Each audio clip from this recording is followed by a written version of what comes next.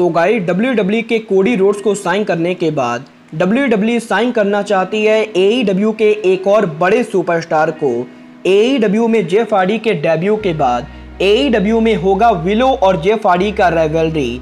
AEW president Tony Khan के ROH wrestling को खरीदने के बाद अब क्या डियोना पुराजो करेंगी AEW में उनका डेब्यू।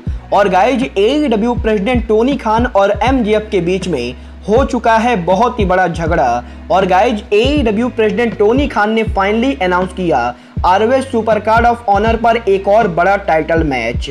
नमस्कार दोस्तों, मेरा नाम है रॉकी और आप देख रहे हैं एलीट FN मनिका। और गाइज इस वीडियो के अंदर हम AEW के बहुत से मेजर अपडेट पर बात करेंगे। तो गाइज अगर आपने अब तक इस वीडियो को लाइक नहीं किया है तो गाइज वीडियो को लाइक कर देना। बट गाइज चलिए अब बिना किसी देरी के शुरू करते हैं इस वीडियो को। और गाइज सबसे पहले बात करते हैं AEW सुपरस्टार इथन पेज की। अगर बात करें यहाँ पर इथन पेज की तो गाइज जैसा कि आप सभी को मालूम है, इथन पेज के इम्पैक्ट रेसलिंग को लीव करने के बाद AEW ने impact wrestling superstar Ethan page को साइन किया था। और guys last year Ethan page को साइन करने के बाद AEW ने इथन पेज के करंट कॉन्ट्रैक्ट को एक्सटेंड भी कर दिया है। और गाइज इथन पेज के न्यू कॉन्ट्रैक्ट को साइन करने के बाद अब इथन पेज मल्टी ईयर तक AEW पर रहने वाले गए।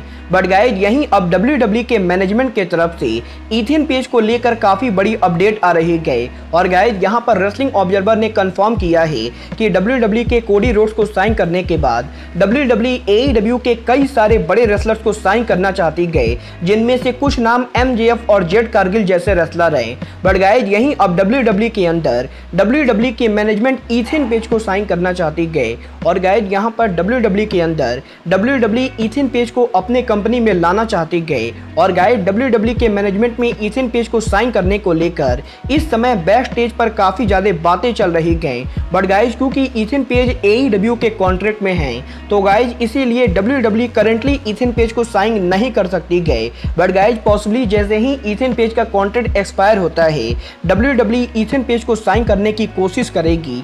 वेल गाइज आपको क्या लगता है, इथन पेज को AEW को लीव करके WWE को ज्वाइन करना चाहिए या नहीं? आप सब मुझे कमेंट करके बताइए। बट गाइज चलिए अब आगे बढ़ते हैं और बात करते हैं AEW सुपरस्टार जेफ हार्डी की।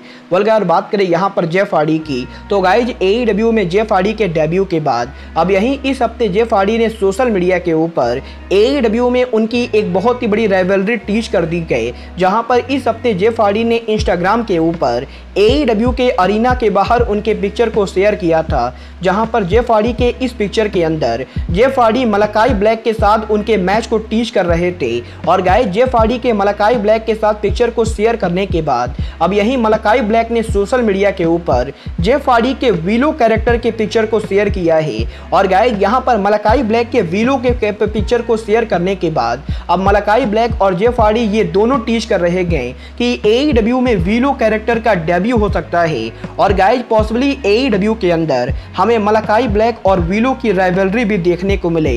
वेल गाइस मैं तो डेफिनेटली इस राइवलरी को देखना चाहूंगा। बट गाइज आप सभी विलो का AEW डेब्यू देखना चाहते हैं या नहीं? आप सब मुझे कमेंट करके बताइए। बट गाइज चलिए अब आगे बढ़ते हैं और बात करते हैं ROH की करंट वुमेन चैंपियन डियोना पुराजो की। अगर बात करें यहाँ पर डियोना पुराजो की तो गाइज जैसा कि आप सभी जानते होंगे, डियोना पुराजो इम्पैक्ट रेसलिंग की कॉन्ट्रैक्टेड रेसलर है। और गाइज क्योंकि इम्पैक्ट रेसलिंग और ROH पार्टनरशिप में है तो गाइज इसीलिए ROH रेसलिंग की करंट वुमेन चैंपियन और कोई नहीं बल्कि डियोना पुराजो गए। और गाइज यहीं अब डियोना पुराजो के ROH वुमेन चैंपियन बनने के बाद अब यहीं डियोना पुराजो के ROH में वुमेन टाइटल डिफेंड करने के लिए AEW प्रेसिडेंट और ROH के ओनर टोनी खान ने डियोना पुराजो के साथ बात की गई। और गाइज क्योंकि ROH के super card of honor pay per view के ऊपर टोनी खान ROH का वुमेन चैंपियनशिप कराना चाहते गए तो गाइज यहाँ पर टोनी खान चाहते गए कि Deonna Purrazzo super card of honor पर रेसल करे। बट गाइज क्योंकि जिस दिन ROH का super card of honor pay per view होगा उसी दिन इम्पैक्ट रेसलिंग का मल्टीवर्स पेपर व्यू होने वाला है।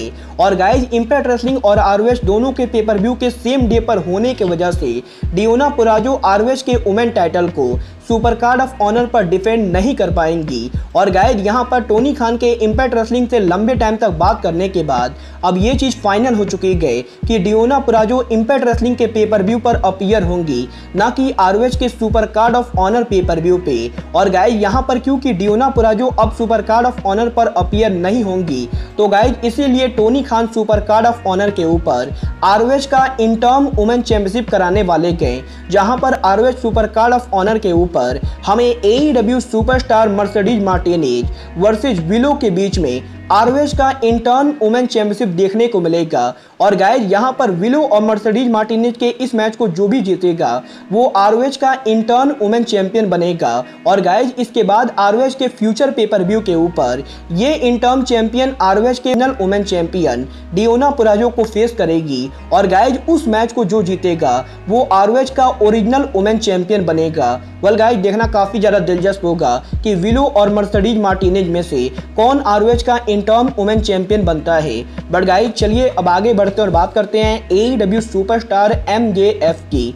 अगर बात करें यहाँ पर MJF की, तो गाइज जैसा कि आप सभी को पता होगा MJF की बड़बोली व्यवहार की वजह से MJF हमेशा कोई ना कोई कंट्रोवर्सी में फंस जाते गए। और गाइज यही हाल फिलहाल में MJF के एक इंटरव्यू के अंदर MJF ने AEW रेसलिंग को मॉक किया था। और गाइज MJF के इस इंटरव्यू के अंदर MJF ने WWE की काफ़ी ज़्यादा तारीफ कर दी थी। और गाइज यहाँ पर MJF के इस इंटरव्यू के अंदर MJF ने AEW को लीव करने को लेकर बात की थी। और गाइज यही अब MJF के इस इंटरव्यू के बाद AEW की मैनेजमेंट MJF पर बहुत ही ज़्यादा एंग्री गए, क्योंकि गाइज यहाँ पर MJF के इस इंटरव्यू के पहले MJF ने AEW के मैनेजमेंट को इन्फॉर्म नहीं किया था कि MJF कोई इंटरव्यू करने जा रहे गए। और गाइज अगर आपको नहीं पता है तो गाइज मैं आपको बताना चाहूँगा कि जब भी किसी कंपनी का कोई रेसलर कोई इंटरव्यू करता है तो गाइज उसको कंपनी के PR टीम को बताना पड़ता है कि वो इस इंटरव्यू के लिए जा रहा है। बट गाइज यही MJF के लेटेस्ट इंटरव्यू करने से पहले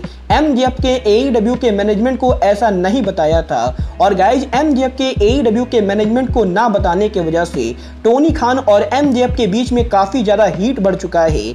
और गाइज यहाँ पर टोनी खान MJF से बहुत ही ज़्यादा एंग्री गए, क्योंकि गाइज यहाँ पर MJF लगातार AEW को लेकर कोई ना कोई बकवास करते रहते गए। और गाइज MJF WWE की काफ़ी तारीफ कर रहे गए। और गाइज MJF के इस बड़बोले कैरेक्टर की वजह से MJF को अब AEW में दिक्कत हो सकती है।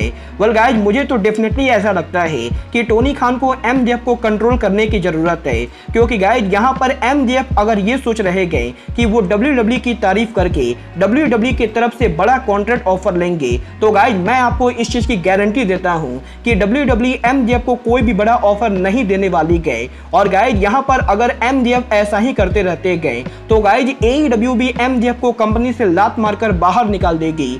पर गाइज आपको क्या लगता है, MJF को AEW को मॉक करके WWE की तारीफ करनी चाहिए या नहीं? आप सब मुझे कमेंट करके बताइए। और गाइज टोनी खान का MJF पर एंग्री होना सही है या नहीं, आप सब मुझे ये भी कमेंट करके बताइए। बट गाइज अब आज के इस वीडियो में बस इतना ही। मैं मिलता हूँ आपसे अपने अगले वीडियो में। बट गाइज तब तक के लिए just like Kenny Omega says, goodbye, good night and bang.